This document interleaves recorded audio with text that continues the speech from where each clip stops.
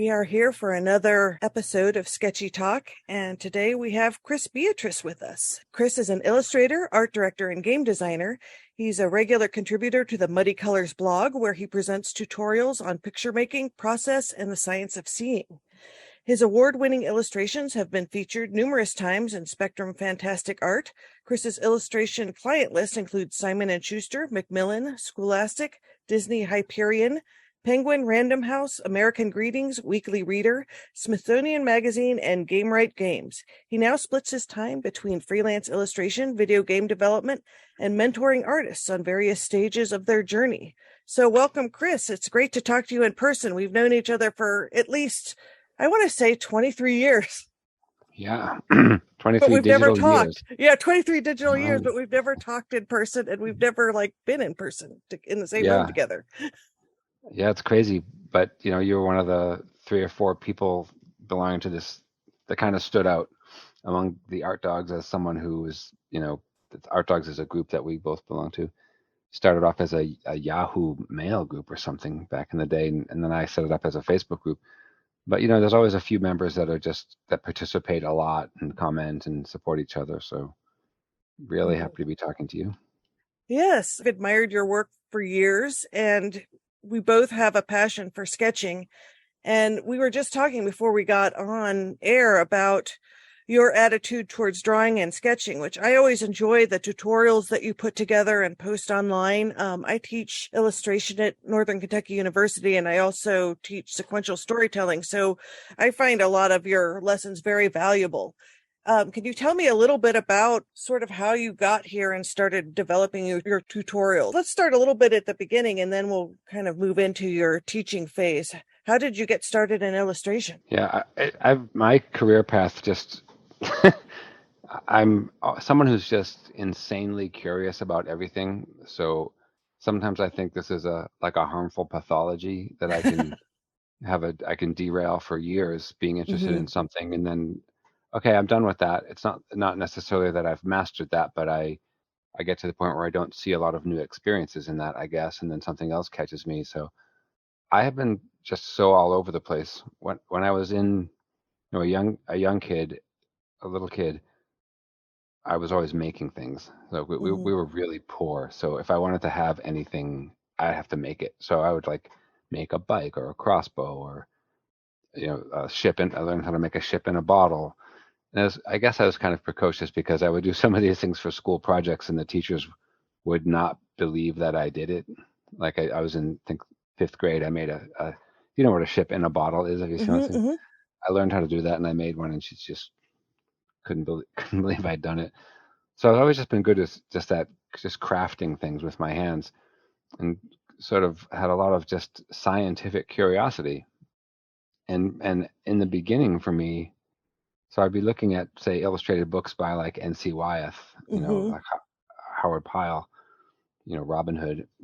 They would really move me really viscerally. Like as a kid, to me, I thought if I were to go to England right now, it would be like how it is in Robin Hood. Like that's how England was to me. It was just so vivid. But Mm-hmm. at the same time, I would be looking at, how can someone draw like that? How's that done? And I know I was just a lot more interested in I don't want to call it technical, but I guess I would say the craft of drawing and painting and making a picture that looks believable than I was interested in saying anything myself.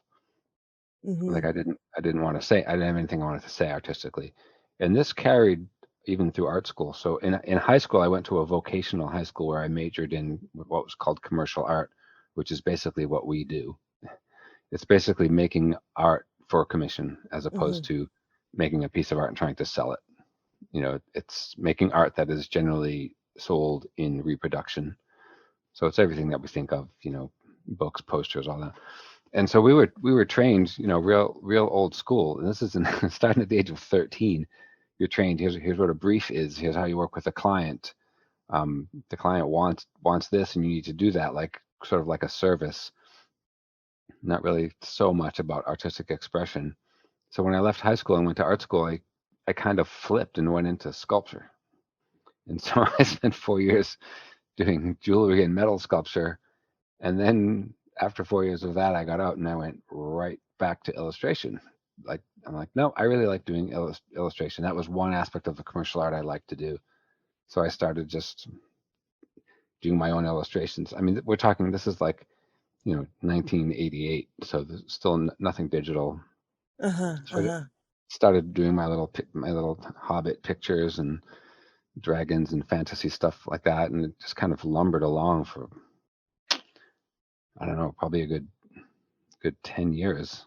Uh, just working in a factory, doing all sorts of crummy jobs. Where I grew up, like normal people didn't become artists. What we did, all the people that I grew up with was, like I said, very poor, very kind of uh, uh, low in the economic class, Mm-hmm. Mm-hmm. which is hard to explain because without like the internet to show you what's possible, at that age you think, well, I'm just destined to. Of course, I'm not going to be like a book illustrator. I'd see books in the bookstore and I'd be like I want to be doing those books like Hildebrand and Frank Frazetta and things, but Mm-hmm. there was literally no path from where I was to that that I could see. It was like might as well be in Antarctica or something. So I just kind of futzed around until doing just a little bit of, like worked at a silkscreen company where I did a little bit of drawing. And Mm-hmm. so I was always working on my craft. I was always had this notion that like if I just got really good at what I did, then an opportunity would just find me. Mm-hmm. Because being like a huge introvert, there was like no way in hell I was like going to New York City and walking around with my portfolio. No, just no way that was going to happen. I could not have handled that emotionally at that age. So Mm-hmm. in the early 90s, I fell into an art director job in video games. I had not worked in video games. I just was, my little science background allowed me to be one of the very few people at that time who could make pictures on a computer. Oh, interesting. Yeah, there was there were people who knew how to use this. So this is MS DOS. Mm-hmm. Mm-hmm. This is Deluxe Paint, which is a paint program where the biggest image you could make was 320 pixels by 200 pixels. That was the whole screen. I remember Like, that. I remember yeah, Deluxe Paint. you'd have a pixel that was like an eighth of an inch Mm-hmm. square, and you'd be moving it around, and you're like, what exact? Anyway, so there were, I like the way I put it, is that there were programmers who could use computers and technically make pictures, and a lot of early game art is just that. And then there were artists, but they didn't really know how to use computers because they weren't in schools or anything. And I I first landed a short freelance gig where I learned how to use D-Paint, and then that was like a month, and then this art director job opened up, and I just went for it.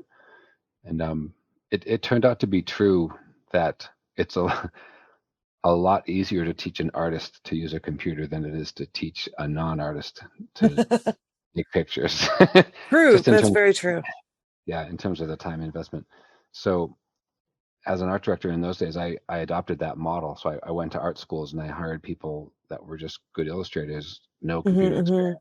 Yeah, so I used that as a model, and so all throughout the 90s, basically, I was involved in kind of the seminal era of video games, especially PC games. Mm-hmm. Just a lot of the things that are in games today are what we kind of collectively pulled out of our butt, just Mm-hmm. So you made kind up. of helped develop that iconography that's in video games then, sort of. Yeah. Yeah, the visual language Yep. that people see, which is really interesting. Now, Deluxe Paint, It I is. thought that was a Amiga program, or was it also on the PC? Yeah, we had a PC version. Yeah. Oh, okay, Cost okay. cost $80. You could buy it at Eh, Staples in a box. It was like three floppy disks, I think. yeah, yeah. My husband was Everyone a used. Amiga user, so we had all the because Amiga was a little ahead of its time, and it had. I remember the paint program was pretty good for the time in the early Yeah, '90s. yeah, everyone used it. So just a lot of things that we came up Mm-hmm. with, like how user interfaces work, even the Mm-hmm. basic genres that we have today, like city building, real-time strategy, first-person shooter. Back in the day, there weren't genres. There were just games. You just Mm-hmm. make a game, and maybe it would loosely be called a strategy game versus a shooter or something like that. And then we had like adventure games, and a lot of the genres merged together. So anyway, it was an incredibly just great experience to be at the fledgling stages of an industry like that. It Hmm. reminds me when I read like about Walt Disney and what what Yeah. it was like to work at Disney in the 30s and 40s. It was just really dynamic, just really just you do one thing, release the game, then the next 6 months later you got to do something completely new. Hmm. Technology, the screen resolution is getting higher, 3D is coming in. I did that Yeah. all the way through until 2001. Then at which point I had kind of fully morphed into a CEO and a video game designer and wasn't doing art at all. Hmm. And then I split off from that company and started my own game company, Tilted Mill Entertainment, which went until about 2010. So there I was, I guess like 47 years old. I had never worked as an illustrator. Oh, I, wow. I know it's crazy, right? I had, yeah, I had worked professionally as an artist in video games. Hmm. I'd never like painted a picture for a job. Hmm. And and then what? Then I'm like, if I don't do this now, I'm never going to do it. Hmm. So the economy got rough and made it hard to keep the company going anyway. So I wound it down. I put a bunch of paintings online that I had, like I said, I'd always just been working on my craft. Hmm. I'd switched over to digital during this whole process, going from oil to digital. I had this whole career that wasn't a career. from, from the time I was 25 to like let's say 20 to like 35, getting better at making pictures, learning how to make pictures, drawing, oil painting, then switching to digital. All just no one would have any idea that I was doing any of this. And then I just put a website together in like 2010, 8, and got called up by an agent the next day and got signed up. Wow. And all of a sudden, I'm like, my schedule is totally full, and I just kind of I just like started at the top. I Wow, got that's awesome. it was crazy because when people ask me advice, I'm like, I don't know if you want to follow my advice, but that's one way to do it. Every Do career work. is so different. That's the thing that's so exciting about illustration is that everybody, well, any career, I mean, it's not just an illustration, but anyway, continue. So you Yeah, were at, and then you started doing book illustration and, yeah, it just flooded in. I mean, I split from my eight. It was a big New York agency. They were great, but I had been a CEO of a multi-million-dollar company for 15 years. So, you know, my ability to negotiate deals and contract, I just didn't need any help with that. And hmm. so I was finding that like, if I would get an offer from a client for a new job and I would negotiate and hold out and end up getting, twice as much, well then my agent got twice as much. And they weren't really doing that for me. They Hmm. weren't getting me more money. They weren't protecting me when I had some bad experiences with some of the bigger publishers. Hmm. So I split from my agent and went independent after about a year, and I've not had my schedule's always booked six, Hmm. 8 months out. I've never lacked for projects, so it's been fine. Hmm. I think it may be referring to a question you asked before recording, so maybe I don't want to jump ahead, but I was going to just talk a little bit about how my particular viewpoint on picture making evolved. I think that was part of my first question, and Okay. because I was talking about your tutorials and stuff, so All I right. think that's a good segue into that actually. Okay, so when I was, a lot of us representational artists, I think we can broadly divide what we do into the science part and the art part. Hmm. Let's just say, the science part might be like when you mix these two pigments together, something happens. That's going to Hmm. be the same for everyone who does it. So it's Hmm. just a fact. And then there are other things that are kind of in the science part that, especially the more that you're trying to work realistically, the more relevant that can be. Like, you know, what is the effect of this particular light on this reflective surface, for example, and then you get into the science of vision. What is it that makes something seem like it's far away, so that when we see in the real world, we know for absolute sure that thing's far away, or we know that that thing is a fire. And it's Hmm. like, so all these things that are just sort of why things look the way they do. I had been really working hard to understand that, to definitely to a fault of not really thinking of, first of all, thinking that I didn't have all the tools I needed yet to express myself artistically, because I did. I was sort of like, nope, it's not until I become the master violinist that can play every piece ever written then I'll go book a gig. That's Mhm. kind of the way I am. It's probably a deep-seated insecurity, but anyway. So trying to figure out like why things look the way they do. And Mhm. I bought every possible book written by an art teacher about how to paint light, how to bring light into your paintings, all these things. And it's a lot of inconsistencies and things that to me just didn't make logical sense. Eh, just a mixture of art, science, and pseudoscience. And I could see that over centuries, this has been the reality that the people who are interested in this are artists. But the people who are in a better position to explain the science part are scientists, but they don't care about it. Yeah, they're, they're yeah. stu- they study optics to help improve vision or to, yeah. So in the very early days of CGI, actually, it's really interesting because the first CGI, that's computer generated imagery, which is rendering like a 3D image. First time I saw a 3D rendered image back in like the early 90s sometime, I couldn't believe a computer did that because I could not imagine how a computer could paint. I wasn't grasping that it was making a three-dimensional model and a lighting model and then making some mathematical calculations to produce this result. But the computers back then were so slow and the technology was so simple that it had the interesting side effect of breaking down the process into very simple pieces. So if you'd render a ball with a light on it on a very early system, Mhm. it would not be able to handle light reflecting off of the surface and into the shadow of the ball. It just didn't do that. It wouldn't handle shininess. It wouldn't handle ambient light. All it was like if you could possibly imagine how light would work if you removed all the variables but one, and then they had a name Mhm. for that. And then it gradually variables got added, like the shininess, and then the light reflecting on other things in the room, and so on, and reflection. And now finally here I had it like a perfect scientific breakdown. And you see, I actually hate CGI. Let me just say that off the bat. Mhm. I like I like detest it. It's a uncanny valley to me. Like I watched Mhm. Moana, when she cuts her foot, and I'm like, oh, the plastic doll foot got some red paint on it. Like that's what it looks like to me. I do not like CGI. I I am in love with the abstraction of 2D art and how it makes your Mhm. own brain know that it's looking at a 2D thing, but also know that it's looking at a 3D thing that it knows isn't really there. Mhm. I'm just far more into that and using simpler tools, yada yada. But I did have this Mhm. benefit of CGI. It basically instructed me in a kind of hierarchical fashion. Okay, so first there's the main light, and here's what that does, and Mhm. here's this thing that we call a shadow is not a thing. It is the absence of that light. And Mhm. if you turn on another light that goes into that shadow, now that thing that we call a shadow is a color. So it's really Mhm. not a shadow. It's just less light and so on. So this Mhm. is perfect model which I took off with. I got off a little ahead of it once it gave me just this framework of, oh, it's very simple. It's just light.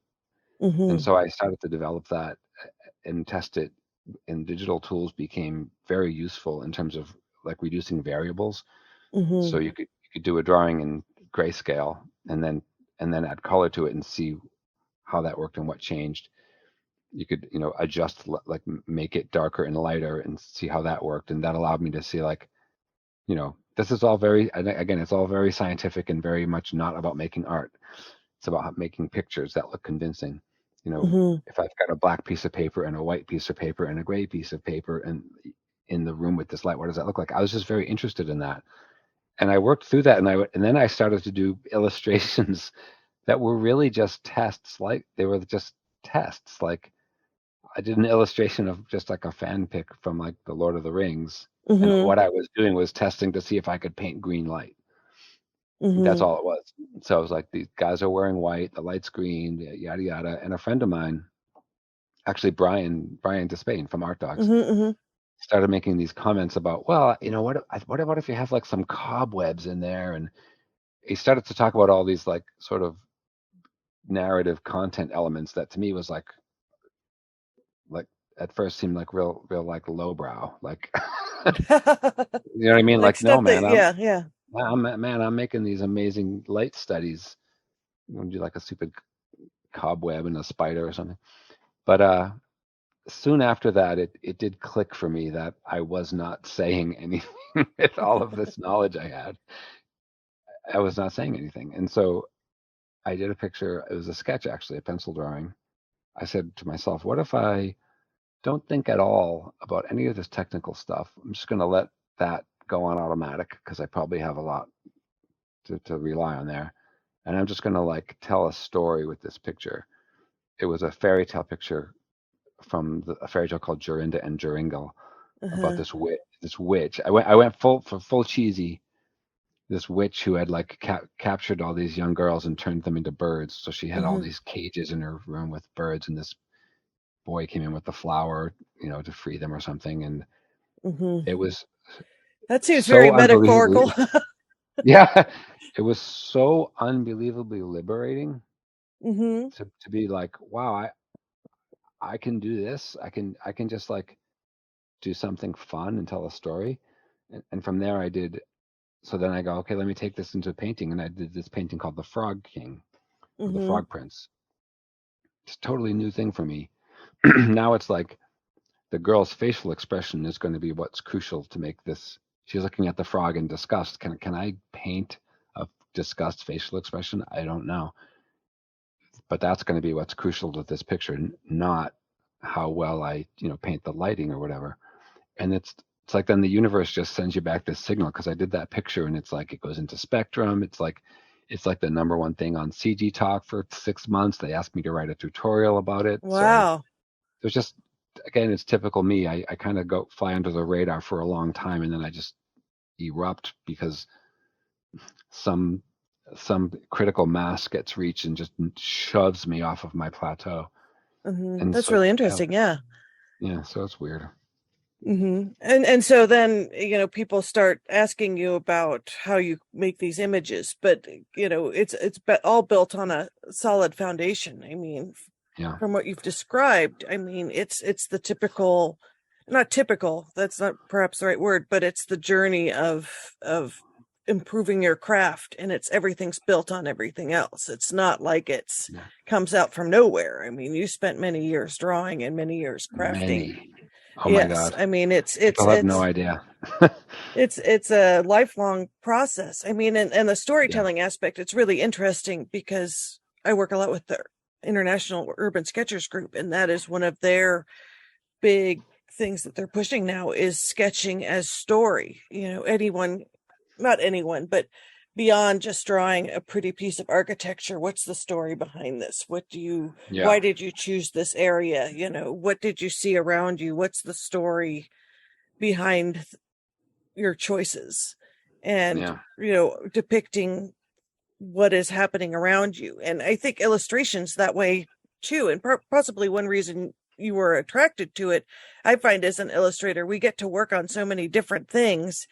You get to study stuff for a couple. We're expected to have an expertise about stuff when we yeah, illustrate it that we have no experience in. yeah, We have, I mean, if you're doing a biography, like, and have to illustrate scientific equipment, for example, you have to make that look like it works and understand how it works. Or if you're doing yeah, something on an animal, it has to, even if it's for kids, it has to have that muster that what that animal looks like and how it moves and all that sort of yeah, thing. yeah. And A lot of the general public seems to not know the difference that we understand, which is being able to draw is one mhm, thing, which is I liken it to being fluent in a language, mhm, and being able to draw a specific thing is another thing. Because a lot of times clients will be like, "Can you draw a penguin?" Or I'm like, "Yeah." Can you draw a car engine? Yep. I can draw anything as long as I know what it looks like. mhm, So mhm, I can't sit down right now and draw that maybe, but and so that's when people get confused about why and how we use reference. mhm, We like we don't none of us humans have the visual memory we think we have. If I mhm. ask you to draw right now, what are the icons on the front screen of your phone that you look at every day? You're Yeah, you like, wouldn't I remember don't them. know. Yeah, there's a green one over there. I think that's Excel. I don't know. So, you know what I mean? Like that's how I'm always like tapping on Kindle instead of Google Docs because they're both blue. Like I don't. Mm-hmm. So yeah, it's we are expected to be able to draw basically anything, and it's a bit of a dying art actually, the kind of narrative illustration. But for me, I've not the bridge I have yet to cross that you just described, and I think Amy was talking about this yesterday, is when I draw from observation. So I can draw from observation as a way of understanding the form. That's the main reason I do that. If I'm working on a picture and I've got to have like ram horns in it or something that very peculiar kind of specific form. So I'll just get a bunch of pictures up on Google and I'll take a piece of like printer paper and I'll just do very quick line drawing studies just to show me the form from different angles. And those are, they're basically disposable, even though they do have a beauty of their own. When I go out to sketch or to draw from nature, like to basically compose a picture, I'd say I'm doing a lot of really just moving things around. I don't like that tree over there. I need a dark shape here, so I'm going to grab that tree. And I'm Mm-hmm. sometimes, if there's a lot of interesting things spread out in the scene, I'll compress them. What I've not really, what I really don't do, honestly, like I said, it's a bridge I've yet to cross. Is I don't find a lot of, I don't find I don't find it easy to access some kind of a story. Mm-hmm. I do when I look at things, like I for sure. Like I'll be behind the pizza shop and I'll look at this alley and there'll be like, a trash can and some trash and maybe a broken railing and an air conditioner that stopped working in the Mm-hmm. 1960s, and my brain starts to churn out this little history of this place.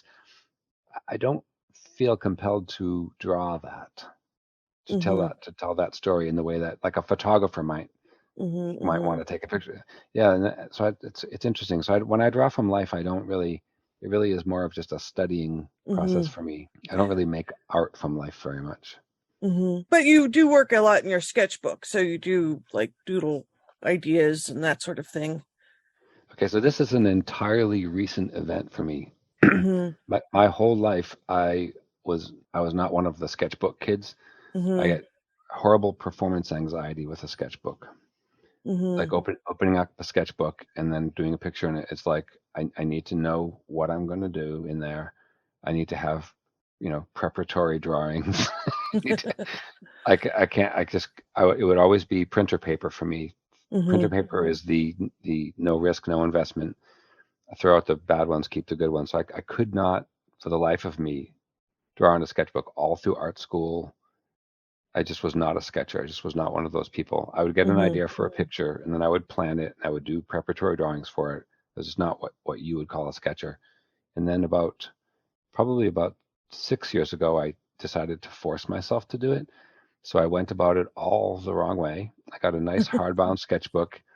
No, and I went about it like almost unconsciously, but very clearly. And this is exactly the opposite about what you guys were talking about yesterday. I went about it where every page in this sketchbook is going to have a great drawing, Mm-hmm. and then I'm going to have this thing that when people go, "Hey, let me check out your sketchbook," I'll be like, "Yeah, here it is." And so it was like, you know, just the I would, if the drawing was not coming out well, I would use some tracing paper, put it on a light table, correct it. Like every page was really just a painting in pencil kind of thing, and they weren't very inspired. Mm-hmm. They're very uptight. It was not enjoyable at all.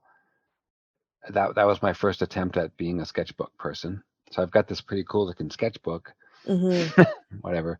Then about three years ago, 2019, I was just going through a lot of just, let's say, emotional health issues and just trying to chill out. And started doing I started doing this type of drawing as a mindfulness exercise. Mm-hmm.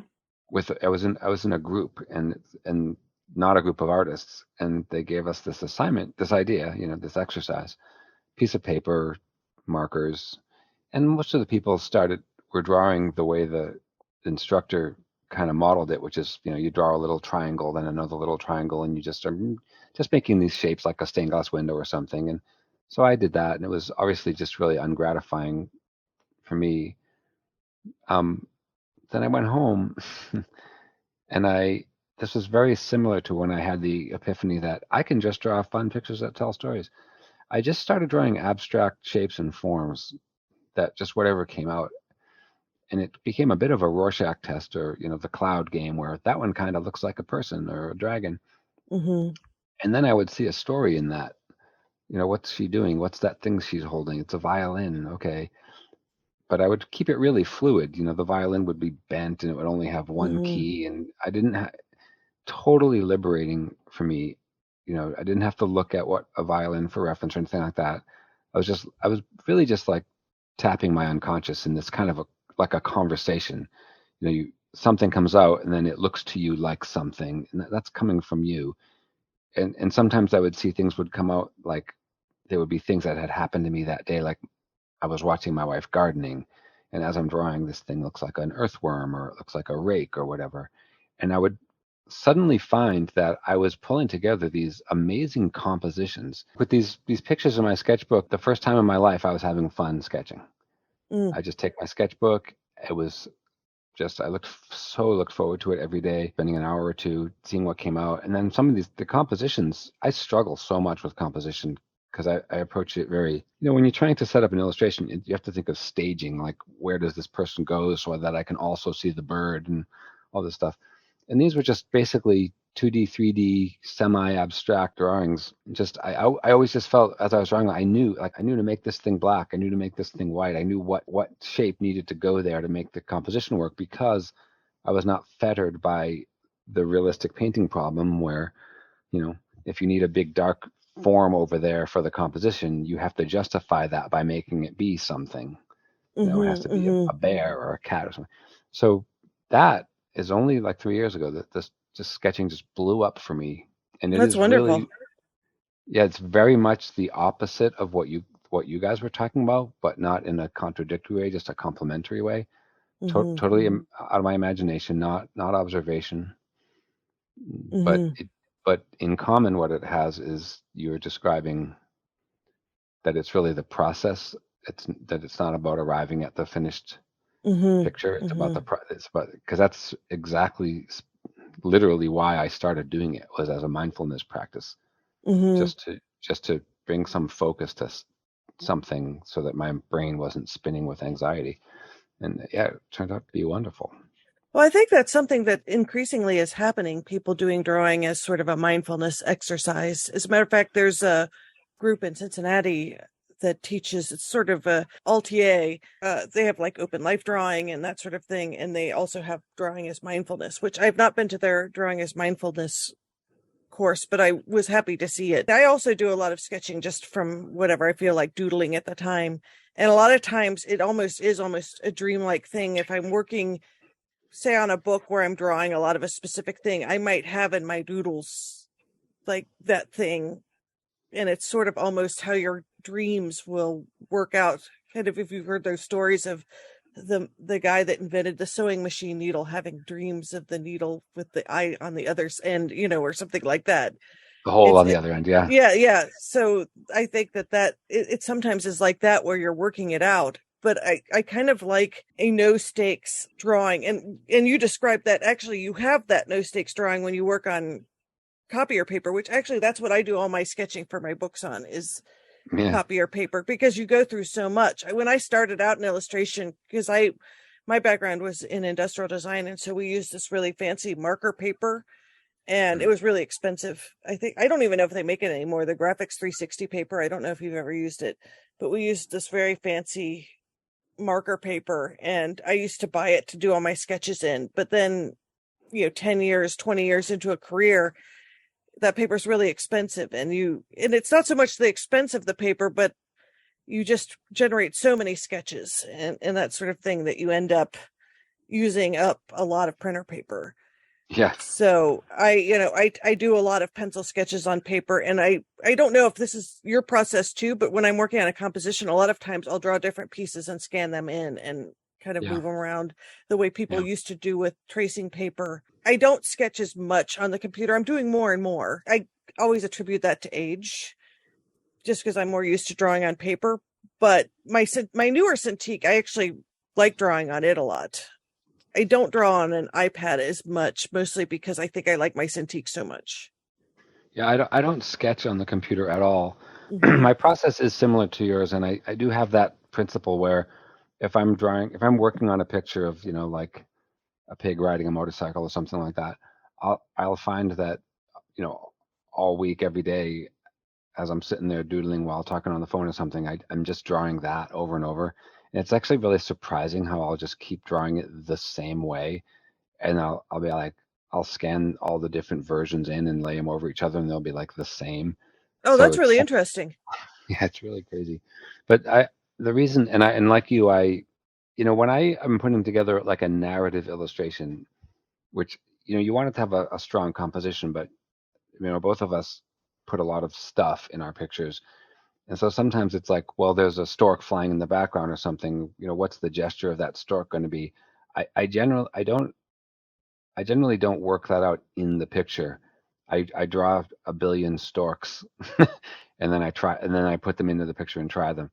And so the reason that I like to work with the reason I like to do these sketches on paper is it's two things. One is, even my Cintiq, which is great, there's still a space between the tip of the stylus and the mark as it appears, whereas Mm-hmm. on paper there's none.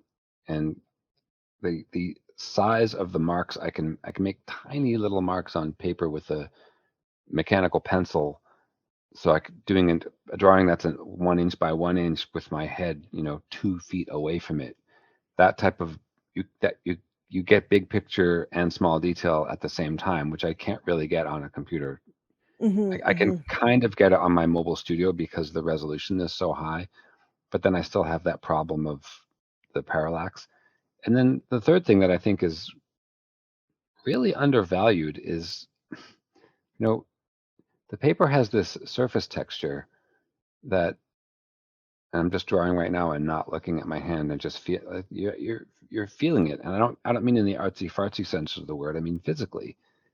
There's feedback coming into my fingertips as the pencil moves. My fingers are vibrating, and depending on what speed I move, it changes. And to me, there has to be a physical component to drawing. When I draw a tree branch, to get the gesture of it right, Mm-hmm. what it feels like to me is not that I'm drawing it. It feels that I'm doing what it's doing. So it grew over time, even though it doesn't appear to be moving right now. That's just because it's moving a lot more slowly than we think. But when I start at the root of a tree branch and draw toward going out towards the tip of the branch, I'm just doing what it did. And if you get into that feeling, it matters that you speed up and slow down your mark. Mm-hmm. It's that it's not just like swish swish swish swish swish. I'm going to draw really fast so that it looks nice and smooth. It's really a way of just connect, like some kind of other sense kicks in that connects with that subject, whether I'm looking at a tree or drawing out of imagination. And I just find the pencil vibrating back through the paper and being so completely sensitive. I believe me, I've tried to set up Procreate and Photoshop and Mm-hmm. It's not the what's the other same. one? I've tried so hard. I have a piece of paper and pencil next to me, and I have my mobile studio, and I'm like, okay, what's different? Let me see if I can change that. Can't get it. Just can't Mm-hmm. get it. The combination of as you push down on the pencil, if you lift up on the pencil, the mark is a little grainier because it's only hitting the bumps of the paper. Mm-hmm. Even with a mechanical pencil, it gets worn down. So then you get this little sharp edge that you instinctively turn around when you want to make a tiny little mark. Just can't. It's truly amazing that this unbelievably simple tool cannot be reproduced by a computer. So I do all of my sketches and all my ideas are all worked out on paper with a pencil. I Mm-hmm. can't do that on the computer. There's something charmingly analog too, like when you just have your sketchbook and you're out in the middle of nowhere and you just start drawing. And I too have an iPad and I even have a texture on it. I put one of those things to give it more of a paper texture. I And do I too. Yeah. can sketch on it. It's just not, like you said, it's not the same feeling in practice. And maybe that will be changed eventually. Maybe the as you Could be. as you discussed the evolution from when you started working on games to what it is now, perhaps eventually they'll have something that makes it. I'm kind of on the fence though, because like, do you need to, it's sort of like with AI, do you really need to make it, or can you just draw on paper? I mean, I don't know what the answer to these things are. You know what I mean? I mean, Yeah. Yeah, because that brings in a whole other dimension yes. that when you the other aspect of physical media that is like the consequences of the results with physical media, like say I'm drawing this beautiful face in my sketchbook and it Mm-hmm. comes out pretty good, but I wish it could be better. And now I'm like, if I erase it and try and redraw it, I might not get it back to how it was, and it Mm-hmm. might get worse. And if I do that a couple times, then the paper will be destroyed. So art to me is a performance, and physical media makes it much more of a, like open mic night. You got to get up there and tell a joke and make the audience laugh, and you're up there on stage. And if they don't laugh, you're going to feel really bad. And it brings in this kind of a pressure, Mm-hmm. which I think has the benefit of focusing the parts of you that you don't always have conscious control over, like invoking all of their powers. Oh, like we're in the lifeboat, it's sinking, we got to bail, or whatever kind of almost an you're like I don't mean to sound negative, but it's almost like becomes a life or death situation. Whereas with digital, let's do a speed painting and throw it out. Let's do a speed painting and throw it out.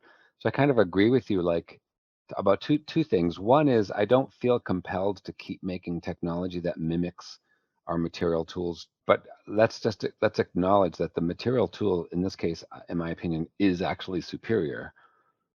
The pencil, paper, and eraser are like, if we only had that, we'd have plenty of great art.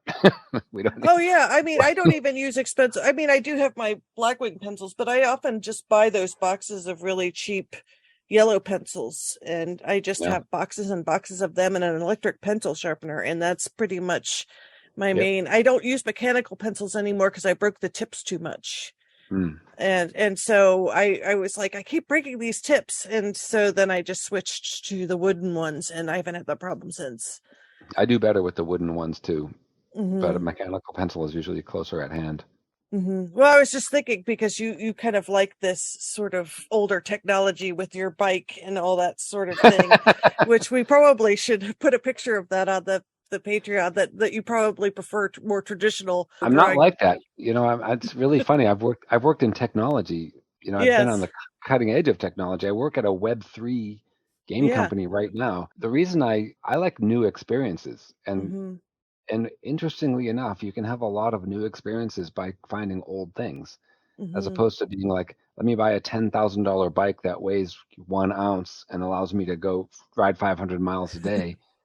Okay, I can do that. But when you get on a bike like this, and again, it brings back to the physical media, like my bike's dangerous. Like it doesn't have brakes. I can't put my feet down. I have to pay very close attention if I come up to an intersection. What am I going to do if a kid comes in front of me? It really like brings in like, and it's hard work. Yeah. It's hard work on the upper body and lower body. So I don't have to do a 30-mile ride to get a workout. I could do a 5-mile ride and get a workout. So it's not, it's, yeah, I mean, I'm not so much interested in older technology. I'm just interested in, t- I guess I'd say I like when you can look at something and tell how it works by what it looks like. Hmm.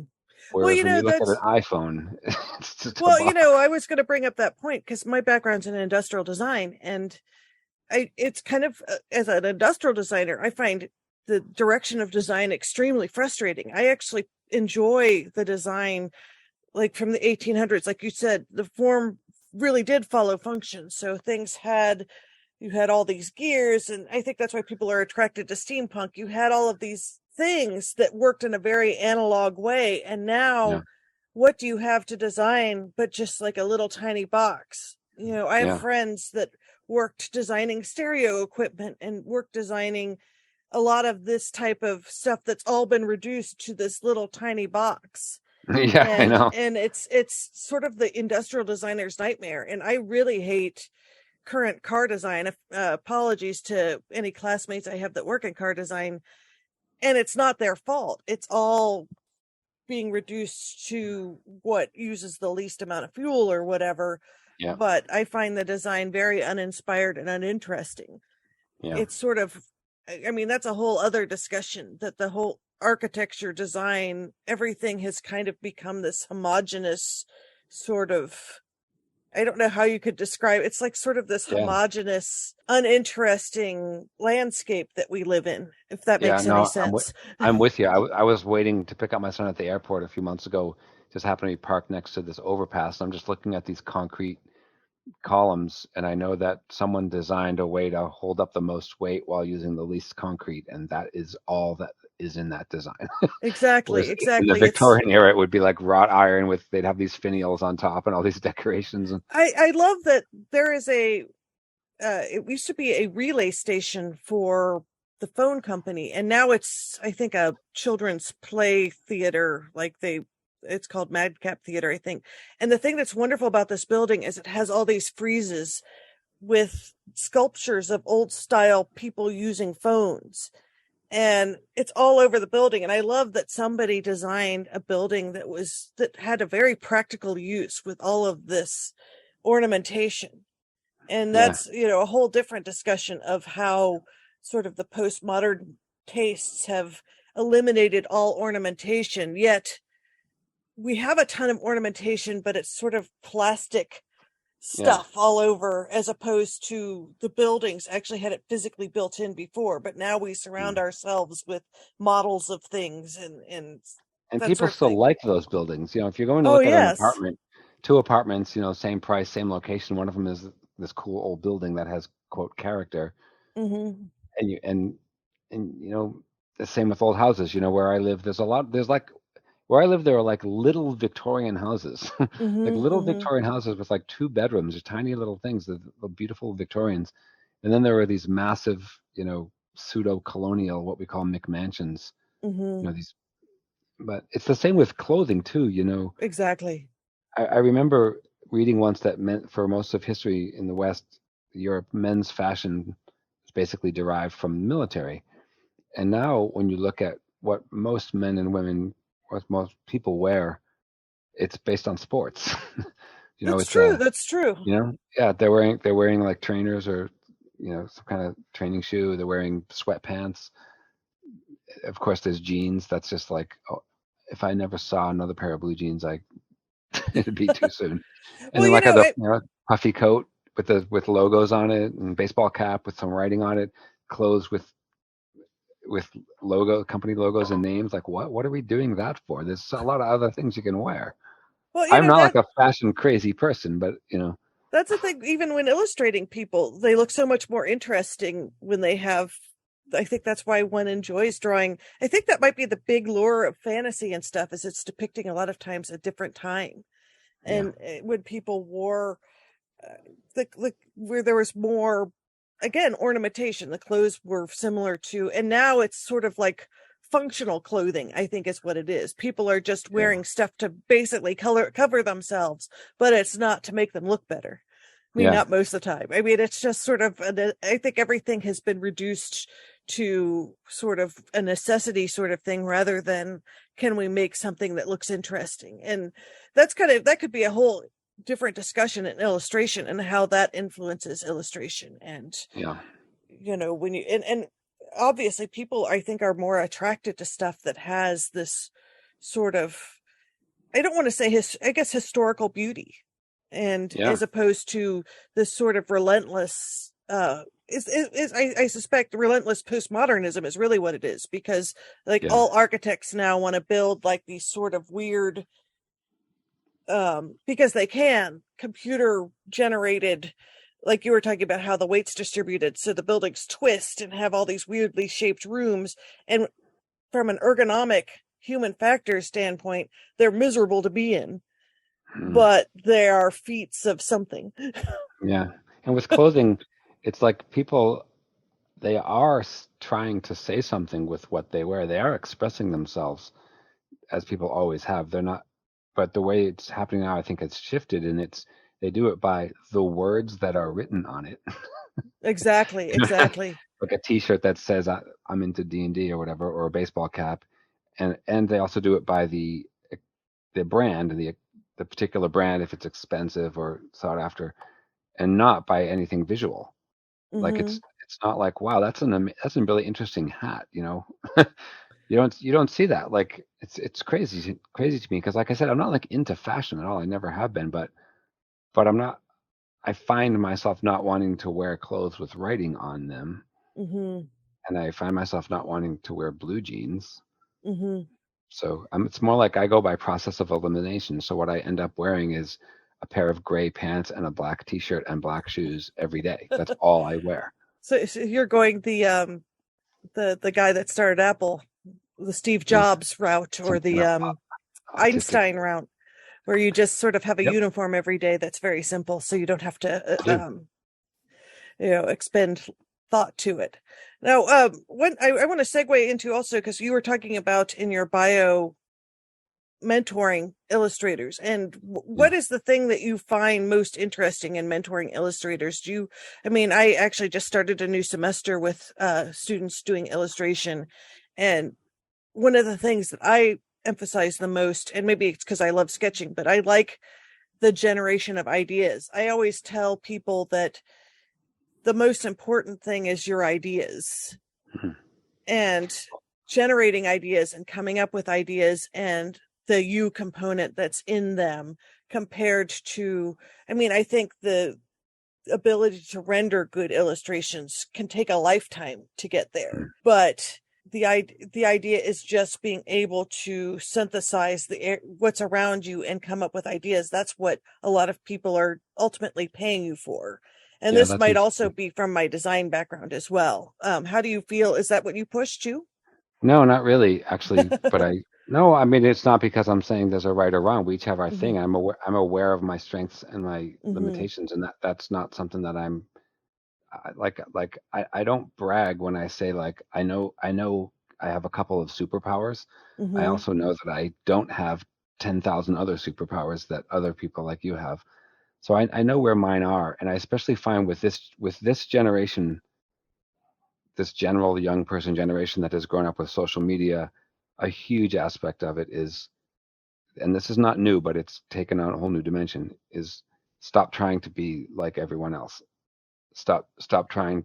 We whatever your age is at, we did all go through this, Hmm. but Hmm. with us, there were far fewer role models before the internet. There would be, maybe three or four or five well-known illustrators, and you knew you couldn't really just be just like them. So you might emulate them a little bit, and then there was a lot of room where you could split off and find your own voice. But now there's just so much out there. Like, why does that Instagram have 1 million followers? Like, you can compare it to one that has 50 and not really know why based on the art. You could swap them, and so this is what a lot of young artists are having to deal with, because it's great if you're an artist and you just have a strong sense of your own voice and you pursue that and you don't really worry about what other people are doing. But most of us, especially if we want to work as professionals, we look at what is popular. We go, this is what's considered good. And so we can find it very difficult to differentiate between the times when we need to train ourselves and make ourselves do things that we don't like, that we find uncomfortable because we're trying to improve our skills. We don't want to be lazy and just keep drawing, a girl with heart-shaped eyes or something like in middle school. But there's a fine line there, because a lot of really great artists kind of do just keep doing the same thing over and over, and then they accept that they're not going to do these 100 other things. So what I find the most gratifying is, first of all, just getting that message into the person. I firmly believe that every person has, whether you call them gifts or I don't know, a unique voice that is in them, and it's can be deep in them and difficult to access, and it's not doesn't come from what you normally think of as you, and you can't think your way to it. But when you try to think your way to it, what you end up doing is trying to be like other people. And the way that you bring your own inner voice, and this is maybe similar to what you're saying about ideas, but I'm talking something that would probably more manifest in what we would call style than it would be in a specific idea. And so I can see with people that I can see what they're trying to do. And I can see in their work that it's an uncomfortable fit for them, but they think they have to do it. And then I can see other things that they've done that are brilliant that they dismiss. And it's a very interesting paradox where, with certain artists, myself included, often the work that is the most authentic and the most powerful is viewed almost with disgust, because can be very self-revealing, and it's not what I wish it's not what the cool kids are doing or something like that. And Mm-hmm. so I have to get people to, like, I liken it to having a child. If you have a child, it's this unique creature. It may have a quote unquote disability, whatever. It does none of that affect. You don't want the child to be any different from what it is. It's interested in dance or football. That's awesome. That's how you are with your child. And to me, your inner artist is basically that. I had to go through this myself, like, who, as a teenage boy, who doesn't want to be like a comic artist, or like Mm-hmm. do a fantasy artist, like Frank Frazetta, like doing these dark fantasy things, or and going to all those are like old references, but I don't want to name new names, but lots of other artists in the concept art world that I'm like, I want to be like that. But I would draw things and they would be cute. They would be bright, and they'd be bright and Mm-hmm. colorful. Your Just sensibilities seep in. yeah, the forms that I find compelling for whatever reason, and I really had to accept that. Like, Mm-hmm. and now I look at my art, that because I finally just allowed it to come out, and I love my own art. And Mm-hmm. so I'm trying to get these kids to that point where they love their own art, because you can't describe what that's like. Mm-hmm. That gets you through all of the fears about whether you're going to have a job next month, and whatever else happens, I'll still have my art. And that's a very precious thing that most people don't really have. Mm-hmm. People are jealous of it, which is where we see a lot of the kind of resentment coming from certain communities now. And so Mm-hmm. that's the main thing I try to get them, is I get them, it's so corny, to believe in themselves, Mm-hmm. to believe that even though their skills are going to get better, they have everything in them right now to express themselves creatively. And once they find, kind of a general direction to go in, that will become a self-fueling system, because we waste a lot of time as artists. I used to say guitar players are a good example of this too, because guitar is such a diverse instrument. A lot of people are like, well, it'd be really cool if I could play, like Eddie Van Halen, but also play classical guitar. But I also love folk music, and yeah, yeah, it would be really cool if you could do that. Or I saw this blues guitarist. I want to be like a blues guitar. But the fact is, you know, artistically, we probably each have maybe just one story to tell with our Mm-hmm. art, and all the rest of it is stuff that you're going to enjoy looking at. You're not going to. Mm-hmm. It's not. You It's can't not be in your. everything to everyone.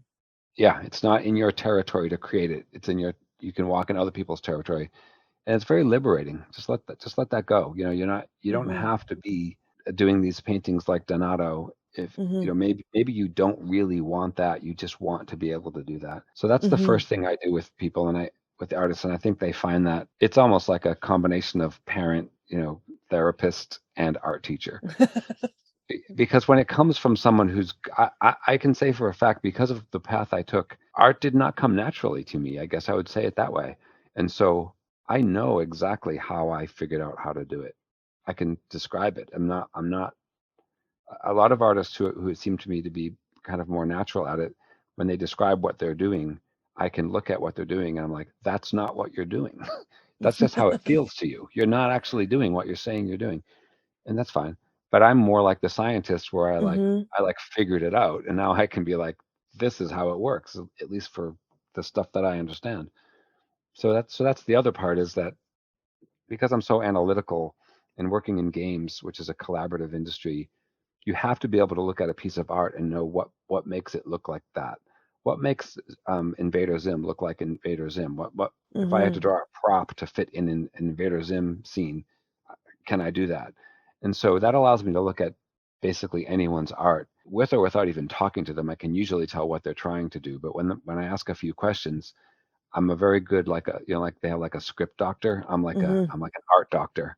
I can be like, okay, let me show you, and then I'll share my screen and I'll just do a quick paint, and I'll see their face, just like their eyes bugging out, and I'm just the thing I constantly hear is like, oh my God, no one ever explained it to me that way before.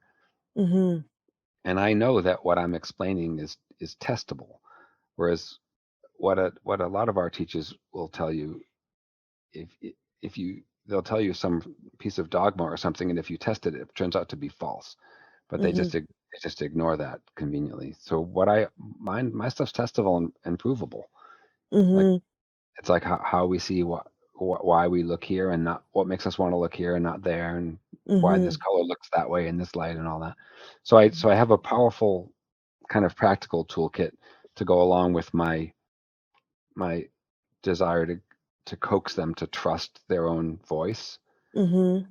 I can show them, like, for example, if what you really want to do is, I had this one kind of student a few months ago who was trying to do the typical fantasy painting, but she was really a funny person. She had a real good sense of humor, and I said, well, if we weren't doing this for this job, how would you draw this goddess? And she just came up with this just amazing painting that totally blew me away. Like, how are you sitting on this golden egg? Just why?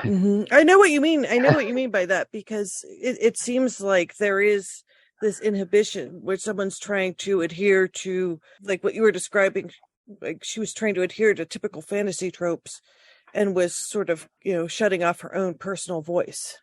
Yeah. And then what happens is you get this grotesque thing where the artist will often be, their skills will be a little bit more developed in the tropey thing. But when they do their own sort of authentic idea, which they haven't done it enough, because it does require skill. It's like if they finally tell their own story, but they're not fluent in that language yet, so they don't know the right words, and they sound like a person who is maybe English isn't their first language, and they're struggling to communicate. Totally. That's a good Yeah, analogy. and they feel horrible, and so they just shut that down, and other people shut it down, and it just becomes a self-fulfilling thing. And so that's another case where I can be like, I see this style here, what you're trying to do. I'll literally take a piece of their painting and I'll just like finish the nose. Like, here's how I would finish that nose in this style that you're doing. And it's not a style I've ever worked in, so I don't feel like I'm imposing. I Hmm. really do feel like what I'm doing is I'm turning a light on what she's trying to do. And then she goes and doesn't do it exactly the way I did it. So it's not like that. But it gave her enough, just little things like you use a little more black accents to pick out some of these areas. A couple of ideas, and then boom, she banged out like a series of these 6 paintings. And Wow. yeah, I mean, it's not always like I want to tell the happy story where then the client loved those. It's like, no, the client did not like them. The client rejected them, and I don't care, and she doesn't care because she found something that Hmm. she could have gone another 10 years or the rest of her life without finding. And Hmm. once you find it, again, it's like a child. It's like, oh, I just found out I just found out I have a baby or something. Hmm. You can't. That's it. That's your baby. Like, you're gonna, Hmm. or you just rescued a puppy that you didn't think you were gonna have, but it was a stray and blah blah, and you bond with it, and then that's your puppy. Like this, Hmm. Hmm. you're not going out and you're not swapping it in for another puppy. You didn't even want a puppy, but now you got a Hmm. puppy. And Well, so that's actually, I mean, a really good analogy towards, because I think so many people, the thing that I find with students is that they don't know the whole spectrum of stuff that you can do illustration for. So you are striving towards like this small superficial layer when there's a lot of other things you can do with your work that is not that layer. yeah, And I think, yeah. I learned that from you in the sense, like, no, like I never thought of like nonfiction children's stuff. I just didn't think of it. Like, what most of us do is we look on ArtStation or whatever. I just never knew much about the publishing industry, and I love when I do my illustrations that are not nonfiction. I'm very diligent in my research that this sailing ship would actually function. Hmm. This steam engine would work. Like, I want it to be. I'm designing a steam engine, but I'm understanding how steam engines work so that's accurate. Hmm. And seeing your stuff about, like, about animals, and feeling to me like you're actually teaching kids about, the life cycle of a crab, with Mm-hmm. your art. That to me is incredibly cool. And I wish It's I had found that at some point.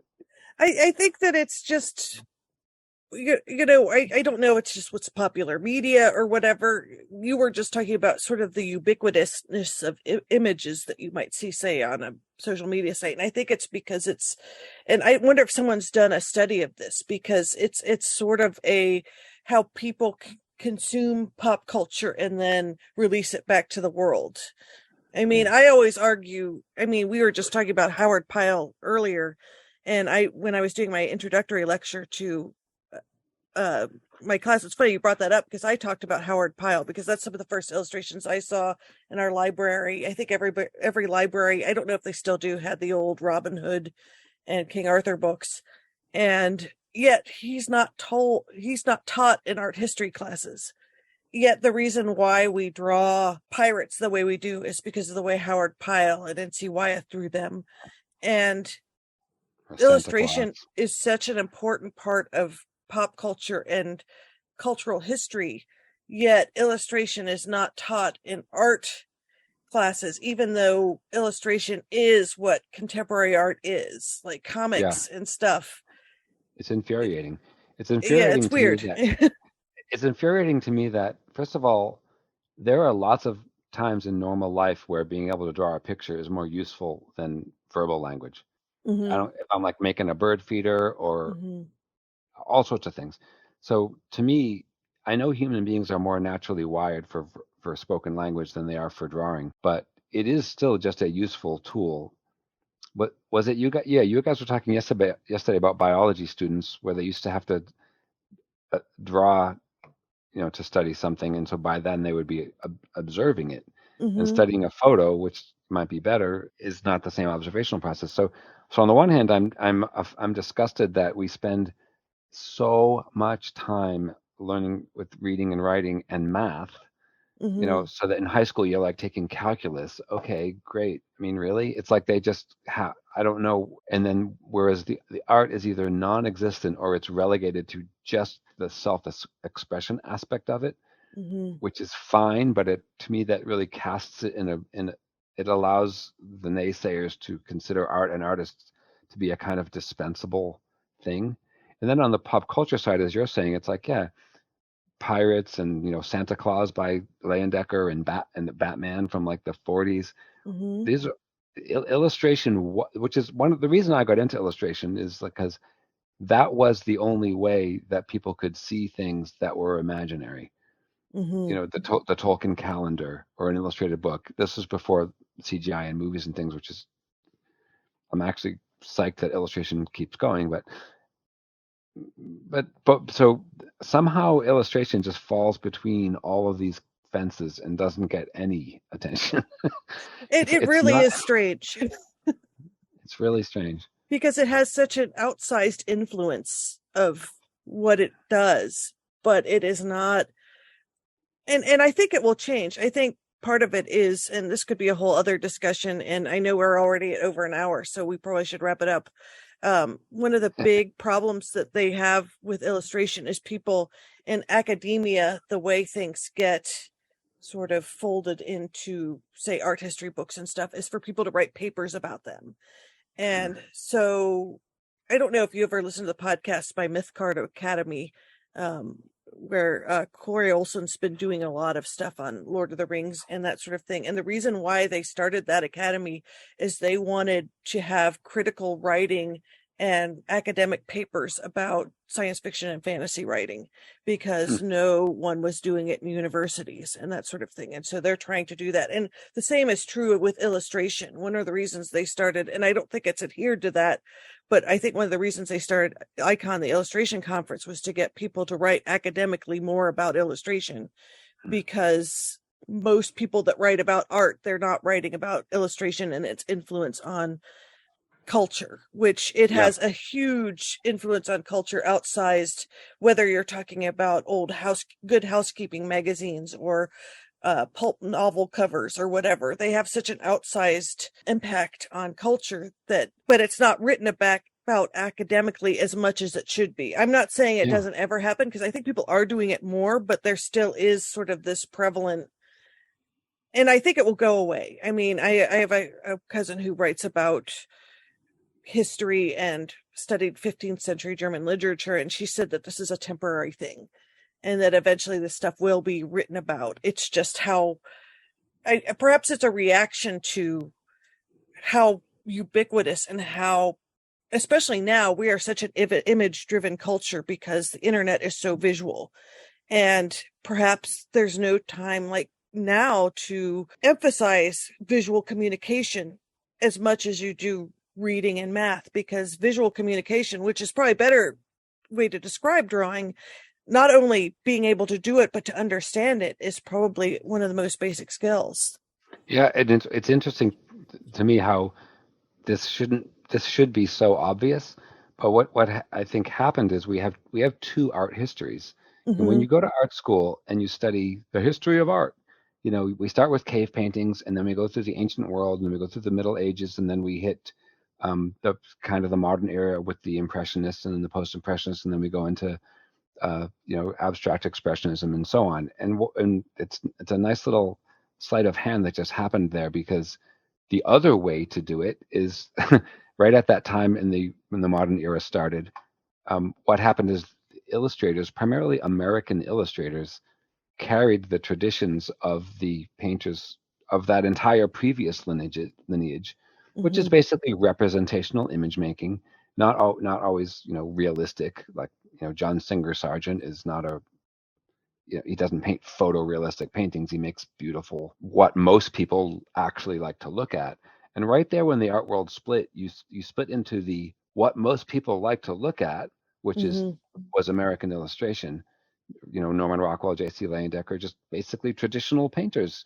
And because they were painting scenes of kids fishing in the 1920s, as opposed to Greek gods or people in Paris, somehow it was like lowbrow. Now it's not, but that's all they were doing.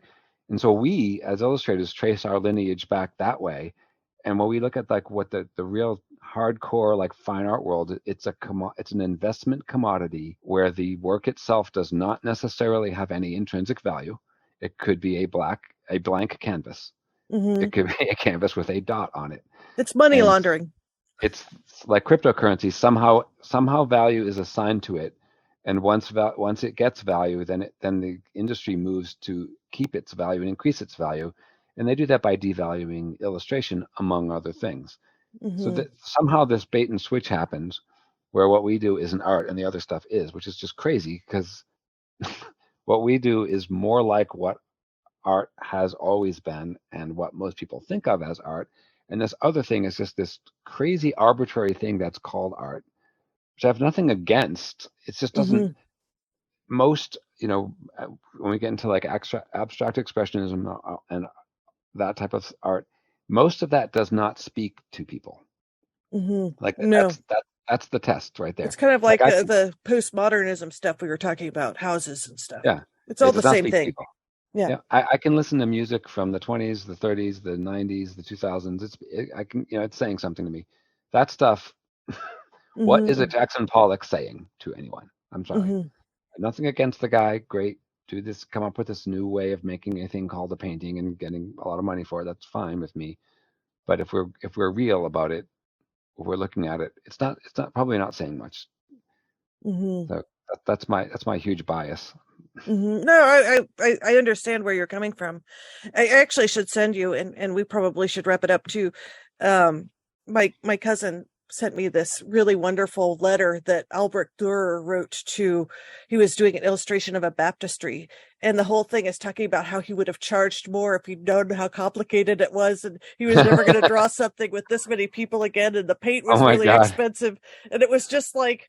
I said no, things have not changed. He's having problem Yeah. with his clients. Just like I mean, the thing that's interesting is a lot of um, art that you study in art history, where it was mostly the church was mostly the client, and it's funny. A lot of it was all commercial art too. I mean, all of that stuff was commercial art. Most art Yeah. was commercial art until like you were describing the late 1800s, where you still had commercial art, but then you had the schism where people started doing sort of image making, I suppose, is probably Yeah.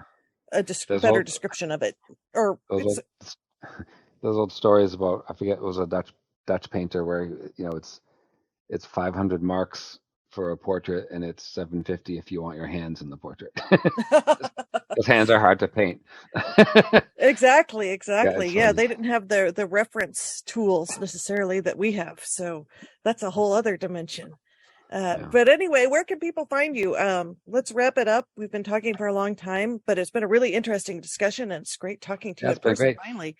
We didn't Um, even get to talk about AI art yet, so we'll have to I save know, it. I know. Was AI that quote is that good unquote or art. bad? We'll Is that save good that or for bad? next. We'll say, Maybe. yeah. So where can people find you? What are your socials? Um, I'm mostly on Facebook still. I am on Instagram, but I weirdly just find Facebook a better platform for me because I like to have long conversations. Hmm. Um, I have like more followers on Instagram, but I like Facebook more, so that's probably the main place. My website is just chrisbeatrice.com, so you Hmm. can get to everywhere else from there. Like I said, I mentor people. Anyone who asks me a question, I'll help them. Well, I that's great just to know. Yeah, Well, thanks so much for joining me, and it's been great talking to you. yeah, you too, because I can't believe an hour and a half went by like I nothing. know, it's so fast. All right, take care, my friend.